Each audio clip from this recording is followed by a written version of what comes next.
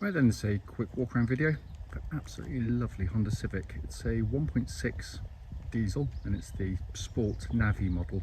So basically it's the top of the range sort of sport model with the satellite navigation, dual zone climate control, cruise, all that kind of stuff. Finished in this beautiful metallic blue, which Honda rather naffily calls sporty blue metallic, but it looks stunning on the car, absolutely stunning. Cars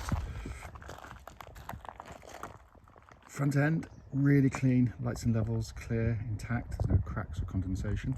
I was going to say the mileage, I think 65,900, but I'm going to check later when I get inside the car. I just got a complete brain fog for a second.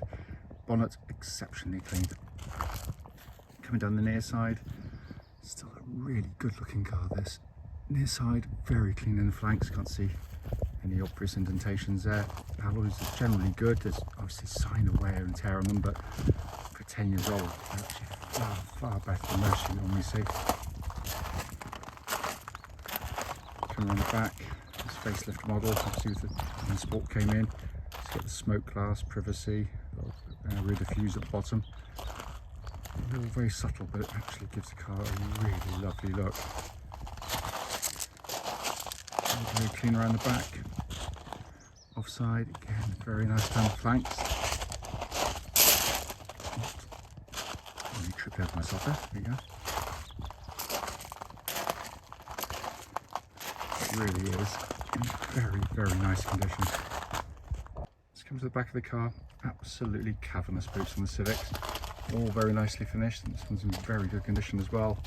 Area underneath there, by the way, there's another little stowage area, and you can lower that floor to give you extra depth. It's coming to the back, wide opening rear doors. This is where the kids sit, and often in Civics, very heavily used. Yeah, this one's been kept really nicely. Coming on the front, very clean and tidy. Full set of mats in the car. Passenger seat, not been given an awful lot of use. Finally coming in on the driver's side, door card all very clean. Footwell areas likewise. Driver's seat again for a car that's aged really good. So inside the car now, engine's running as always, so the dash is illuminated. It's a stunning interior. Sat nav, as you can see, working exactly as it should. Pop the car into reverse, you've got that lovely clear rear camera, and that complements the parking sensors fitted to the car. Been kept very nicely. Let's come to the dash binnacle. That is the view you get as a Honda Civic driver. The best dashboard by a mile in my opinion. Engine's running, as you can see. No warning lights on the car at all. Panning there for you. 63,000, not 65, 63,909 miles. Very nice car. Right then, this is a quick road test video, and this is for a Honda Civic 1.6 Sport Navi diesel. Car's registered RX15NDO, and with the mileage at the start of the road test it's 63,910 miles. The reason we do all of our videos, and as I always say, especially this bit, the road test section, is basically just to ensure that if anyone's looking at any of the cars we're selling online, they get to see that very car actually in operation. Like lots of people, we've been to see cars which, you know, they've looked perfectly good in a photograph or a description, but only then to get there and find out when you drive it, it's got an obvious fault that shows up, which clearly you'd much rather known about before setting off. Doesn't always put you off going to see a car, but you just don't want any nasty surprises. We also do it on these very quiet country roads in this absolutely beautiful part of Gloucestershire. And this actually forms part of the road test route we take our customers on, with the hope being that it'll be representative of what you'd feel yourself should you go on a drive in the car. So coming to the car, twist the key, engine starts instantly, settles to a smooth, even idle. There are no warning lights on the dashboard at all relating to the engine or any other part of the car.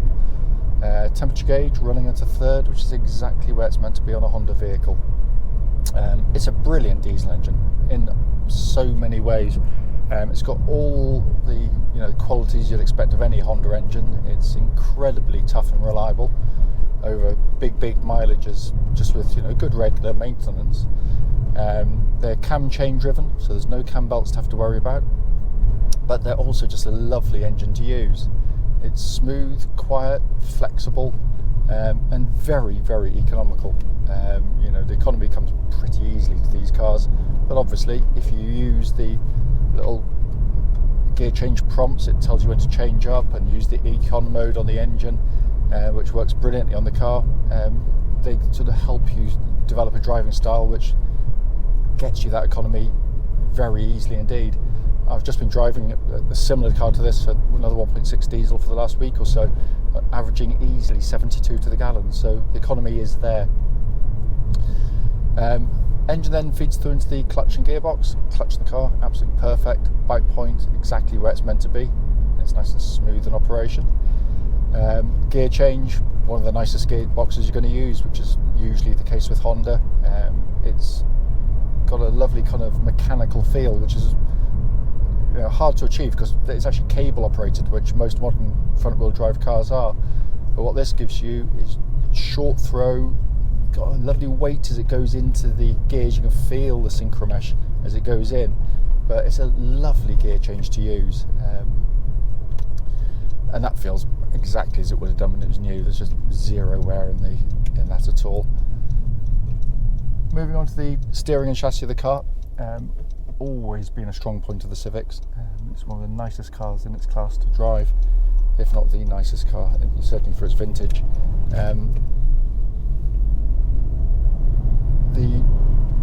If you want to buy a Civic, I always say it, if you buy a Civic and you just want to basically just get you and your family from A to B, you're not particularly worried about the dynamics, just as long as it drives nicely. It'll do everything because it rides very comfortably. Damping's brilliant on the car. It's a very settled car on the move. But for those like me who still thoroughly enjoy their driving, what you've got is one of the nicest setups. You've got steering, which has got weight. It's pinpoint accurate, and dead. The precision when you go to the corner, you just point and it goes to exactly where you want it to go. It also tracks absolutely dead straight. There's no vibrations at this speed or any speed up to the legal limit. Likewise, the suspension, there's no clonks, no rattles. The whole thing is as tight as a drum. But the car flows through corners. It doesn't matter what corner you throw it at, it's unflappable. But it's got a keen front end, so when you turn in, the car wants to turn. You don't get lots of body roll and body motion. It's brilliantly set up.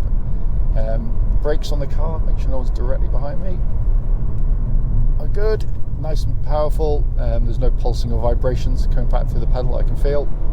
It's all in good order.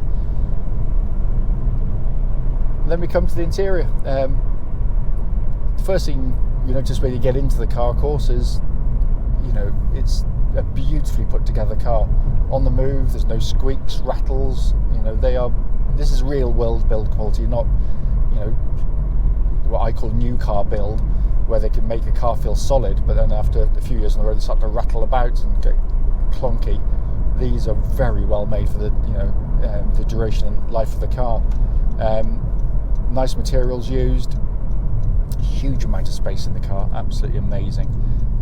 But my favourite part, which is the only sort of opinion-based bit on this really, is the dashboard itself, which I still maintain is the best dashboard that I've sat behind, just from a user point of view. But it also, to my eyes, looks fantastic, because most cars in this class, let's be fair, they're just built off a template. You could be in a, I don't know, kind of a Golf or a Focus or something, I don't know, and just pick any two. But you're going to have a binnacle there, you're going to have a centre stack there, and it's all variations on exactly the same theme, just different switch gear, different dials, that kind of stuff. But this is totally different, but it works brilliantly. That's pretty conventional, the centre stack, as you'd find with lots of cars, but it's nice and easy to use. Garmin based sat nav with DAB radio, hands-free Bluetooth. Down below that, a dual zone climate control system, so you can have different temperatures side to side, and it's pumping out absolutely ice cold air. But my favourite bit is this bit in front, the two-tier design, upper and lower deck, because it works absolutely brilliantly. So Honda's thinking is that on the move they don't want you taking your eyes off the road. So what information do you look at most regularly? Well, your speed. Secondary to that, maybe when you're changing, you know, like radio stations or, you know, using your ventilation system, you got the display down here. But when you do press anything, you get a much bigger display, comes up higher up, so you're not having to look down into the car. But the speed, there it is, white on black digital display, all by itself. You can't miss it. So as I'm driving along, I'm watching that car overtake, but I can see my speed, I can see the car pulling out in front, I still see my speed, but you're not taking your eyes off the road to take it in. And those fractions of a second, of course, can be lifesavers, as we all know. Down below that, you've got more conventional pod of dials. You've got a rev counter in the middle, flanked either side by your temperature and fuel gauge. But the whole display, the whole look is just so pleasing on the eye. And it isn't for everybody, you know. It is the ultimate kind of Marmite interior in that sense. But personally, I think it just looks absolutely stunning. I really, really do. As I said at the start of the video, you know, just here to pick up on the obvious issues, and there's absolutely nothing at all. The car drives beautifully.